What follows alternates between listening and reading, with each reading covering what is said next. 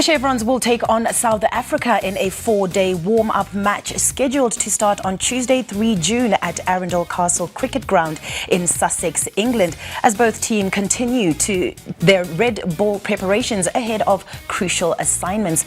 This fixture, coming on the back of Zimbabwe's historic one-off test against England at Trent Bridge last week, serves as a key part of South Africa's build-up to the ICC World Test Championship final against Australia, which begins on 11 June at the Oval. For Zimbabwe, the warm-up encounter, to be played behind closed doors, also acts as a dress rehearsal ahead of their 2-match test series at home against South Africa, slated for June and July in Bulawayo. And in rugby, the Sables beat Zambia 25-19 at the Leopards Hill Polo Cross Club in Lusaka on Saturday, completing the double over their northern neighbours in the Zambezi series. It was a much more competitive match than first match of the series, where the Sables prevailed with a 75 win at Harare Sports Club. Zimbabwe are using their Zambezi series as preparations for the Rugby Africa Cup, which will double as qualifiers for the 2027 Rugby World Cup in Australia. Up next, the Sables will play Botswana away, after which Bernardi is expected to welcome back his foreign-based stars and begin the final leg of preparations for the Africa Cup.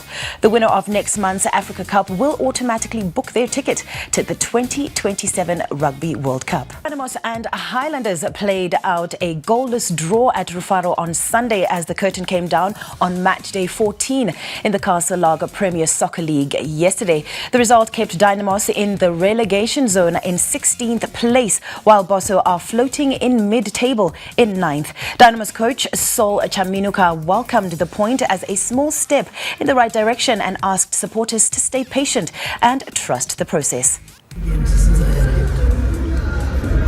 If we were to play like a team that has dropped from heaven, people will wonder and say, so what was happening? I say, like I said, it is work in progress and we will get there. Despite dropping points on the road, Highlanders coach Kelvin Kayindu expressed satisfaction at the progress his fairly young team is making in the league. That we have assembled, like I said earlier on, I think we seem to be heading somewhere. We don't want to make so many changes. There may be one or two inclusions if somebody is going, because as a team also you plan that other teams will be able to get the players from you. But with the squad that we have, I think we are a bit balanced. Maybe with a bit of luck we may get one or two inclusions that can just come and help us.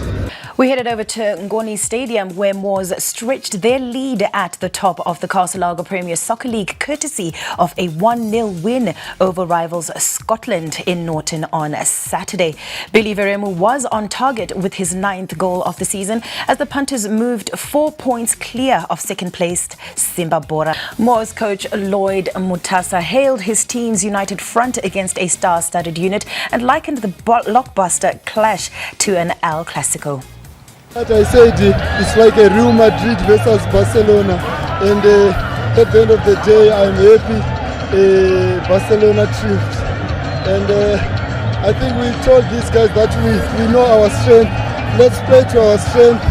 They can have some stars, but what made us to be here today is the one who is above us, who is the Almighty, and then the element of teamwork, which was exhibited here until the death. Scotland coach Tondera Indiraya was disappointed by the result, but has backed his team to bounce back and still put their best foot forward, as there is still a long way to go in the season. A very difficult game for us, very difficult. The body language was not correct.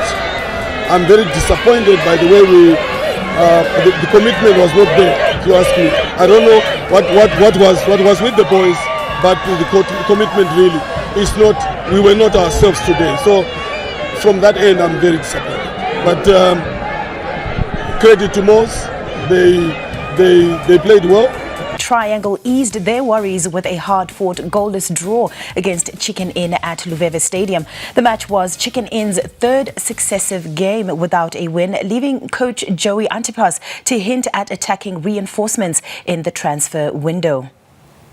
We're just lacking killer instinct up front, because If you look at the games that we are playing, we are dominating our opponents, but no goals to come.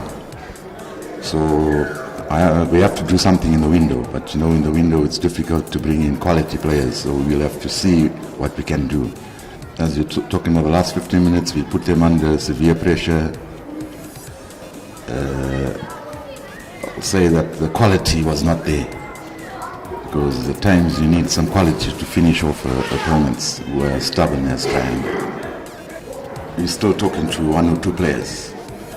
So for now it's very premature. So we'll just hopefully bring 1 or 2 in, because definitely we're struggling in attack.